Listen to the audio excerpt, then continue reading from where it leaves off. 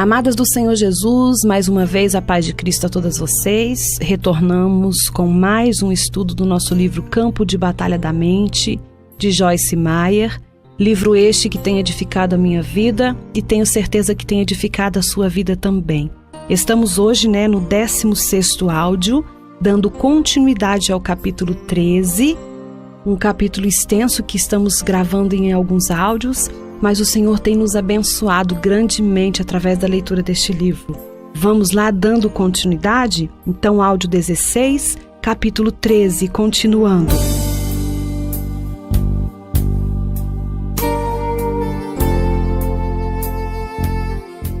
Vamos estudar esta passagem e vou comentá-la parte por parte enquanto percorremos. Nós estamos falando da passagem que falamos no último capítulo, Mateus 7, do 1 ao 6, Dando continuidade, então vamos estudar esta passagem. Mateus 7, 1 ao 2, vem falar: Não julgueis, para que não sejais julgados, pois com o critério com que julgardes, sereis julgado, e com a medida que tiverdes medido, vos medirão também. Isso vem falar de semear e colher julgamento. Essa passagem diz-nos claramente que colheremos o que plantamos. Semear e colher não se aplica apenas à área agrícola e financeira, aplica-se também à área mental. Podemos semear e colher uma atitude da mesma forma que uma plantação ou um investimento. Um pastor que conheço diz que quando ele ouve que alguém falou dele de uma forma maldosa ou com julgamento, ele se pergunta: eles estão semeando ou eu estou colhendo? Muitas vezes estamos colhendo em nossa vida o que semeamos anteriormente na vida de outra pessoa. Mateus 7, o 3 ao 5, diz: Porque vês tu o argueiro no olho do teu irmão, porém não repara na trave que está em teu próprio olho? Ou como dirás a teu irmão: Deixa-me tirar o argueiro do teu olho, quando tem a trave no teu?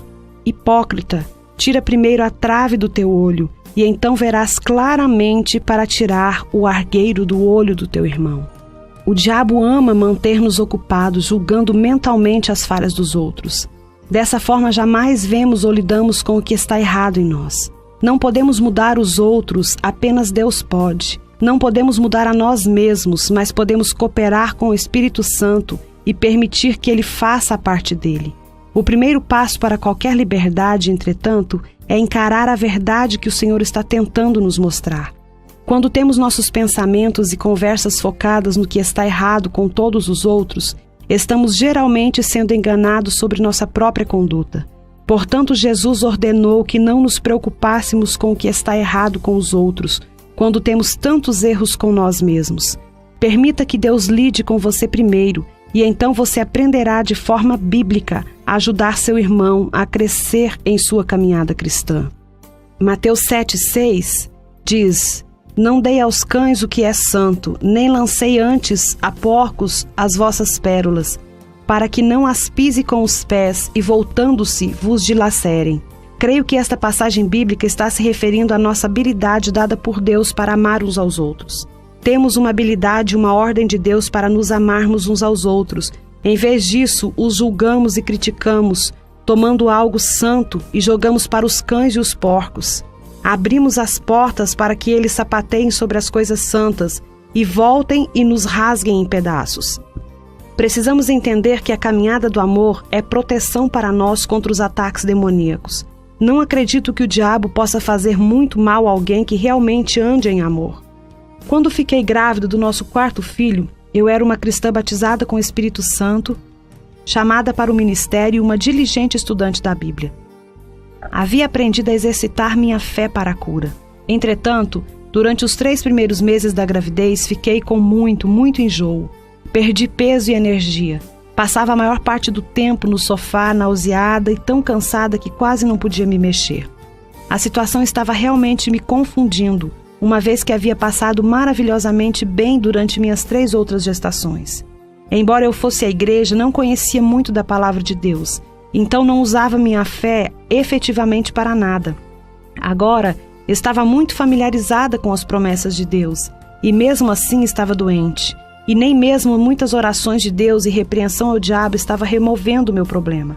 Um dia, Enquanto estava na cama ouvindo meu marido e meus filhos se divertindo no pátio atrás da casa, perguntei a Deus agressivamente: o que está errado comigo?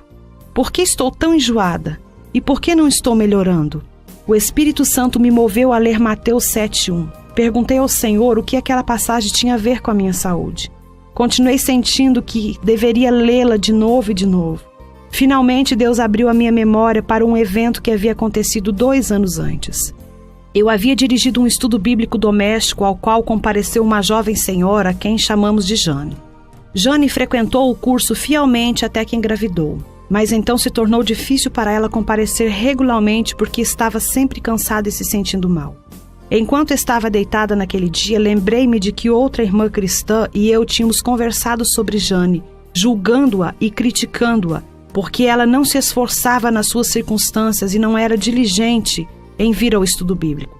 Jamais nos oferecemos para ajudá-la de qualquer maneira. Apenas formamos uma opinião de que ela era uma fraca e estava usando a gravidez como desculpa para ser preguiçosa e autoindulgente. Então eu estava nas mesmas condições de Jane 2 anos antes. Deus nos mostrou que, embora eu tivesse sido saudável durante minhas primeiras 3 gestações, tinha aberto uma imensa porta para que o diabo, pelo meu julgamento e crítica, fizesse isso. Eu tinha tomado minhas pérolas, a coisa santa, a minha habilidade de amar Jane, jogado aos cães e porcos, e agora eles tinham voltado e estavam me rasgando em pedaços. Posso dizer-lhe, fui bastante rápida em me arrepender. Assim que o fiz, minha saúde foi restaurada e passei muito bem durante o tempo restante da minha gravidez. Desse incidente, aprendi uma coisa importante sobre o perigo de julgar e criticar os outros. Gostaria de poder dizer que depois daquela experiência jamais cometi outro erro daquela natureza. Mas sinto dizer que tenho cometido muitos e muitos erros desde então. Cada vez Deus tem precisado tratar comigo pelo que lhe sou agradecida. Nós todos cometemos erros. Nós todos temos nossas fraquezas. A Bíblia diz que não devemos ter um coração duro, um espírito crítico de uns para com os outros, mas em vez disso devemos nos perdoar uns aos outros e mostrar misericórdia uns para com os outros, da mesma forma que Deus, por amor a Cristo, tem feito por nós. Julgar traz condenação. Romanos 2:1 diz: portanto, és indesculpável, ó homem, quando julgas, quem quer que sejas, porque no que julgas a outro, a ti mesmo te condenas, pois praticas as próprias coisas que condenas. Em outras palavras, nós fazemos exatamente as mesmas coisas pelas quais julgamos os outros. O Senhor deu-me um exemplo muito bom certa vez para ajudar-me a entender este princípio. Eu estava ponderando porque nós mesmos fazíamos algumas coisas e achávamos perfeitamente correto, mas julgávamos alguém que o fizesse. Ele disse: Joyce, você se olha com óculos cor-de-rosa, mas para os outros com lentes de aumento. Nós nos desculpamos por nosso comportamento, mas quando alguém faz a mesma coisa que fazemos, frequentemente não mostramos misericórdia. Fazer aos outros o que queremos que eles nos façam é um bom princípio para a vida, o qual, se seguido, evitará muito julgamento e crítica. Uma mente julgadora é um ramo da mente muito negativa. Pensar sobre o que está errado com alguém em vez de pensar no que está certo. Seja positivo e não negativo. Os outros se beneficiarão, mas você se beneficiará mais do que qualquer um. Guarde o seu coração. Provérbios 4:23 diz: sobre tudo o que se deve guardar, guarda o teu coração, porque dele procedem as fontes da vida. Se você quer vida fluindo para você e de você, guarde o seu coração. Certos tipos de pensamentos são impensáveis para um crente. Julgamento e crítica entre eles. Todas as coisas que Deus tenta nos ensinar são para o nosso próprio bem e felicidade. Seguir o caminho de Deus traz fecundidade, seguir o caminho do diabo traz decadência. 1 Coríntios 13:7. O amor tudo suporta. Posso dizer honestamente que a obediência a esta passagem está sempre um desafio para mim. Fui criada para ser desconfiada. Na verdade, fui ensinada a desconfiar de todos, especialmente se eles fingissem ser bons, porque deviam estar querendo alguma coisa. Além de ser ensinada a desconfiar dos outros e dos seus motivos, tive várias experiências desapontadoras com pessoas, não apenas antes de ter me tornado cristã, mas depois disso também. Meditar nos componentes do amor e perceber que o amor sempre espera o melhor tem me ajudado grandemente a desenvolver uma nova forma de pensar. Quando sua mente for envenenada ou quando Satanás ganhar fortalezas em sua mente, ela precisa ser renovada de acordo com a palavra de Deus. Isso é feito aprendendo-se a palavra e meditando, refletindo sobre ela, pensando nela. Nós temos o Evangelho maravilhoso e temos o Espírito Santo em nós para nos lembrar quando os nossos pensamentos estiverem indo em direção errada. Deus faz isso por mim quando estou tendo pensamentos de desconfiança em vez de pensamentos amorosos. O homem natural pensa: se eu confiar nas pessoas, elas se aproveitarão de mim. Talvez, mas os benefícios superam de longe quaisquer experiências negativas. Confiança e fé trazem alegria à vida e ajudam os relacionamentos a crescer até o seu potencial máximo. A suspeita mutila um relacionamento e geralmente o destrói. A coisa mais importante a considerar é esta: os caminhos de Deus funcionam, o caminho do homem não. Deus condena o julgamento, a crítica e a suspeita, e da mesma maneira nós deveríamos fazê-lo. Ame o que Deus ama, odeie o que Deus odeia, permita o que Ele permite e rejeite o que Ele rejeita. Uma atitude equilibrada é sempre o melhor caminho a se seguir. Isso não significa que não devemos usar a sabedoria e discernimento em nossa conduta com os outros. Não precisamos abrir nossa vida a cada pessoa que encontrarmos, dando a cada uma a chance de nos triturar. Por outro lado, não precisamos olhar para todo mundo com um olhar negativo e suspeito, sempre esperando que os outros se aproveitarão de nós. Em João 2, 23 e 25, vem falar para confiarmos em Deus plenamente e no homem discretamente. A palavra diz: estando ele em Jerusalém durante a festa da Páscoa, muitos, vendo os sinais que ele fazia, creram no seu nome. Mas o próprio Jesus não se confiava a eles, porque os conhecia a todos, e não precisava que alguém lhe desse testemunho a respeito do homem, porque ele mesmo sabia o que era a natureza humana.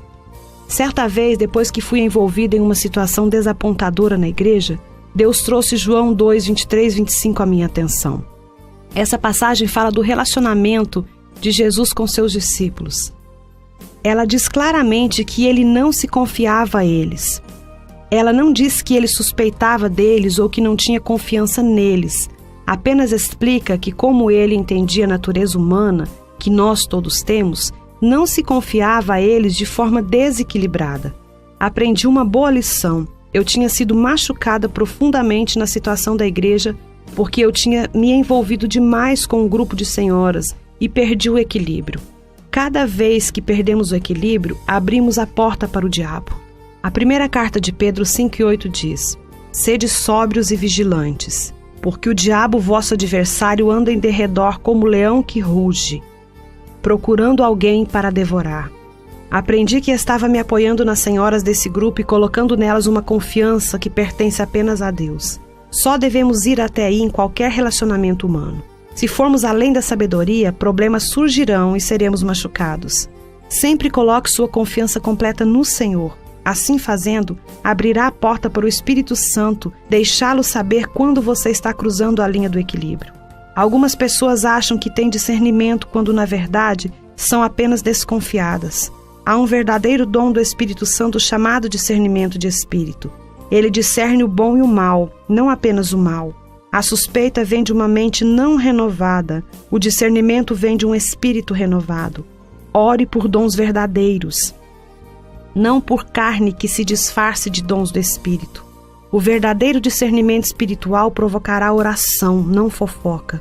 Se um problema genuíno está sendo discernido por Deus, por um dom verdadeiro, esse seguirá o padrão divino para lidar com aquele, não formas carnais que apenas espalham e aumentam o problema. Palavras doces, agradáveis, são curativas.